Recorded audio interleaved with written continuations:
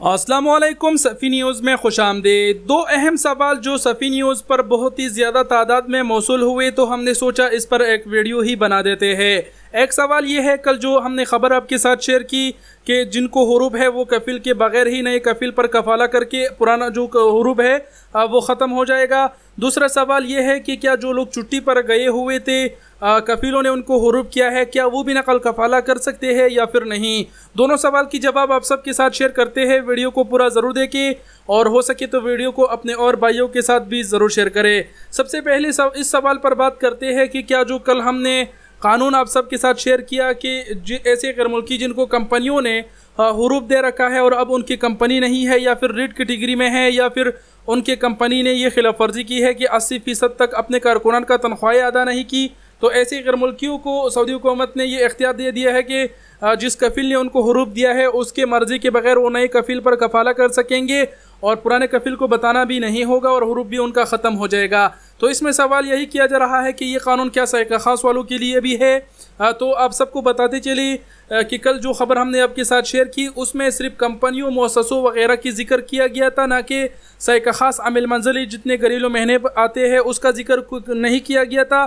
साफ से कहने का मतलब ये है कि वो जो ख़बर थी उससे यही ज़ाहिर हो रहा था कि ये जो ख़बर है सैका ख़ास अमिल मंजिली वगैरह इन तमाम तर महीनों पर रहने वालों के लिए नहीं है, सिर्फ ऐसे गैर मुल्कियों के लिए है जो कंपनी किसी मुअस्ससे मंशे में काम कर रहे हैं। हत्ता अगर किसी फर्दी कफ़ील के पास है और आपकी जो इकामा है अमिल आदि फर्दी है तो ये कानून आपके लिए है, लेकिन सैका ख़ास अमिल मंजिली वगैरह वो इन लोगों के लिए नहीं है। और अगर सैका ख़ास वगैरह इन लोगों के लिए भी कोई ऐसी अपडेट्स आई या फिर इसी कानून में कोई अपडेट्स आया तो उस पर भी हम वीडियो बना के आप सबको ज़रूर आगाह कर देंगे। बढ़ते हैं दूसरे सवाल पर। दूसरा सवाल है कि छुट्टी पर आया था, कफ़ील ने हुरूब दे दिया, क्या मैं नकल कफ़ाला कर सकता हूँ इस नए कानून के तहत। तो आप सबको ये जानना सबसे पहले बहुत ही ज़रूरी है कि अगर आप छुट्टी गए थे कोरोना के और प्लेटो के बंदिश की वजह से आपका वीज़ा ख़राब हुआ और अब आपके पीछे हुरूब है, मुतग़य्यबन अल अमल है, तो ये जानना आपके लिए ज़रूरी है कि आपके ख़िलाफ़ जो हुरूब दिया है वो कफ़ील ने नहीं किया है, वो जवाज़ात के सिस्टम में ख़ुद ब खुद हो जाता है।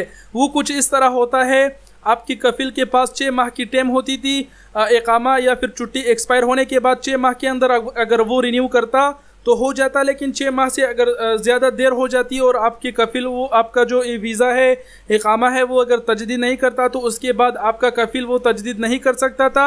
और कफ़ील जो जवाज़ात का सिस्टम है उसमें ऑटोमेटिक सिस्टम के ज़रिए आप पर हुरूब लगा दिया जाता है, मुतग़य्यबन अल अमल, यानी आप पर छुट्टी की जो खिलाफ वर्जी है वो शुमार हो जाती है। तो अब आपकी जो अपना ही कफ़ील है वो आपका ना तो वीज़ा बढ़ा सकता है ना इकामा, तो आप नए कानून में नकल कफ़ाला कैसे नई कफ़ील के पास कर सकोगे, आप तो अपने मुल्क में ही बैठे हैं। तो सीधी से कहने का मतलब ये है कि अगर आप अपने मुल्क में हैं और आपका वीज़ा मतलब फ्लाइट की बंदिश की वजह से ख़राब हुआ है, आपके ख़िलाफ़ हुरूब है, तो भाई अपने मुल्क में बैठे हैं आप नकल कफ़ाला दूसरे कफ़ील के पास नहीं कर सकते। आपके पास 2 रास्ते हैं सऊदी अरब वापस जाने के लिए। एक रास्ता ये है कि आपका जो साबका कफ़ील है पुराना वो आपको अगर नया वीज़ा भेजे तो नए वीज़े पर आप उसके पास जा सकोगे। दूसरा रास्ता ये है कि आप 3 साल इंतज़ार करें, 3 साल पूरे होने के बाद आप नए वीज़े पर सऊदी अरब जा सकोगे। इसके अलावा दूसरा कोई भी तरीक़ा नहीं है। हमने अपनी तरफ से मुकम्मल समझाने की कोशिश की, उम्मीद करते हैं आप लोग समझ गए होंगे और कुछ कहने की ज़रूरत नहीं। वीडियो देखने का बहुत शुक्रिया, अपना बहुत सारा ख्याल रखिएगा। अल्लाह हाफिज़।